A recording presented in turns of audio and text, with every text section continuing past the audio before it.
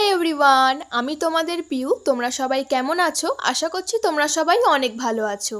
তো আজ আমি আমার লাইফের ফার্স্ট টাইম বাড়িতে স্পা করতে চলেছি। এর আগে আমি কখনোই হেয়ার স্পা করাইনি। তো যে আমার হেয়ার স্পা করাতে এসছিল সে আমার বাড়ির আশেপাশেই থাকে, তাই আমি বলাতে আমার বাড়িতেই এসছিল আর খুবই ভালো করেছে। আর আমার সবথেকে ভালো যেটা লেগেছে, ম্যাসাজটা দারুণ ছিল, যেন মনে হচ্ছিল আমি এক্ষুনি ঘুমিয়ে পড়ি।